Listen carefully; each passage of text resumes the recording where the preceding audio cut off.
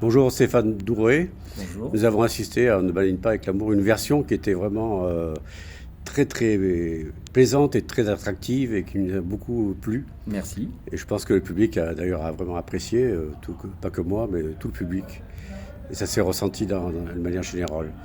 Et je crois que la mise en scène est importante justement pour que cette perception soit justement, que cette pièce soit accessible au plus grand nombre justement. Oui, c'est ce qu'on a essayé de faire, c'est-à-dire de travailler vraiment sur le sens des situations, les enjeux des personnages et de prendre vraiment les choses de la manière la plus simple possible pour que le public comprenne.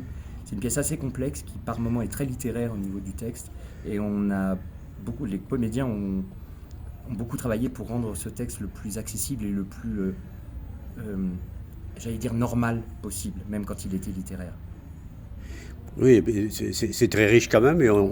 on apprécie la qualité, la richesse, le texte, un mélange de tout, de beaucoup de mouvementés, de personnages campés et différents, et d'humour aussi, pas mal d'humour aussi dans C'est une pièce qui, ça s'est très bien perçu. oui, c'est une pièce qui est très étonnante parce qu'elle mélange vraiment un univers qui est vraiment celui de la comédie burlesque avec des personnages, des silhouettes très marquées et tout un côté dramatique. D'ailleurs, plus la pièce avance, plus le drame prend le pas sur la comédie et ça finit de manière assez tragique. Mais c'est vraiment un mélange de deux choses. On passe vraiment d'une scène très drôle à une scène dramatique tout le long de la pièce. Euh, c'est vraiment écrit comme ça. Ouais. Et ça reflète vraiment le talent de la Fred de Musset. Je pense qu'il aurait apprécié cette version. Je Oui, crois. j'espère. Ça, on ne le saura jamais, mais j'espère. Mais c'est vrai que,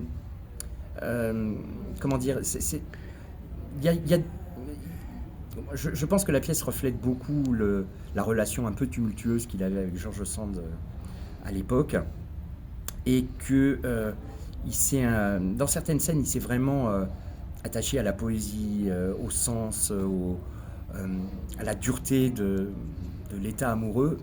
Et dans les autres scènes, pour contrebalancer, il s'est vraiment amusé à camper des personnages assez burlesques et assez fous, quoi. Enfin, avec beaucoup de rapports aussi à la religion, à la foi, euh, dont il se moque aussi à certains moments de manière assez virulente, quoi.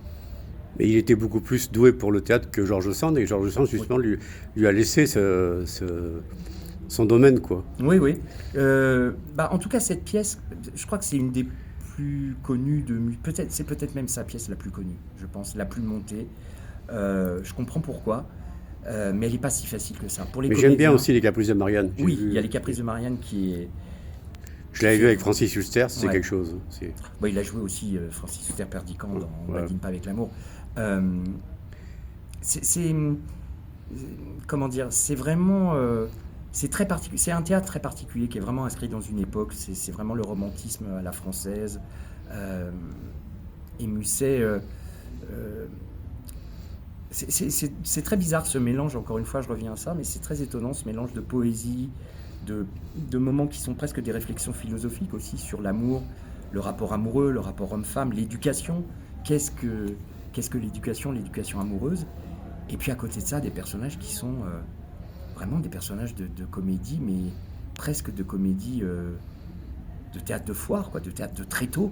Euh, c'est très amusant ce Ça rappelle mélange. presque un peu la Commedia dell'arte, un peu. Complètement. Ouais. Ah mais complètement, il y a des personnages qui sont Ouais. vraiment, comment dire, qui sont vraiment l'émanation de ces personnages de la commedia dell'arte avec des silhouettes Ouais. très campées, très dessinées, des personnages qui sont pas caricaturaux, mais qui sont des stéréotypes, quoi, des archétypes. Tout à fait, ouais. Ouais.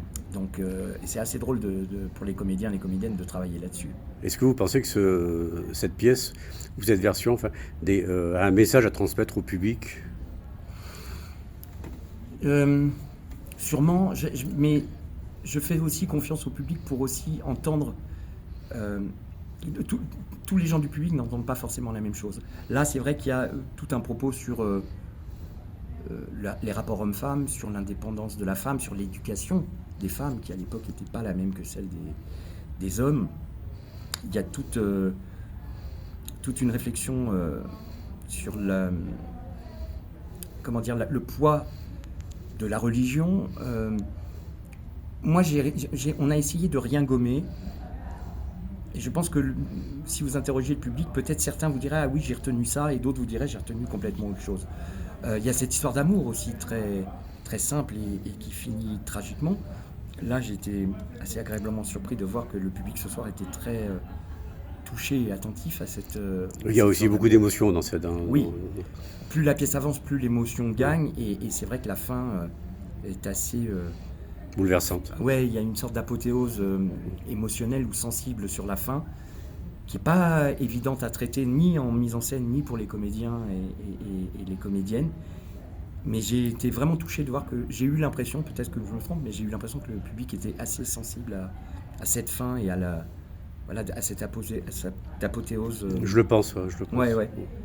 Vous l'avez vu, vous le direz, vous donnerez votre avis, mais j'ai c'est beaucoup un défi aimé. aussi. J'ai beaucoup aimé. Ouais, c'est un défi dans cette pièce de finir cette fin qui est très rapide en plus, mais qui en même temps est très dense, très forte, très puissante. Mais tous les comédiens étaient formidables. Je leur transmettrai, ça leur fera plaisir. Et ça fait plaisir de voir aussi cette pièce jouée par des jeunes. Les personnages sont censés être très très jeunes, ils ont 18, 20 ans pour la plupart, et les comédiens qui la jouent sont guère plus âgés, donc c'est vraiment agréable de le voir jouer par des gens vraiment jeunes, quoi. Vraiment frais, j'allais dire. Oui, notamment Perdican et Camille. Ouais. Oui, et Rosette aussi. Et Rosette, bien sûr. C'est important qu'ils soient jeunes et qu'ils dégagent cette innocence et cette jeunesse, quoi, ouais. Je pense. Très bien, merci beaucoup. Merci à vous et merci d'être venu.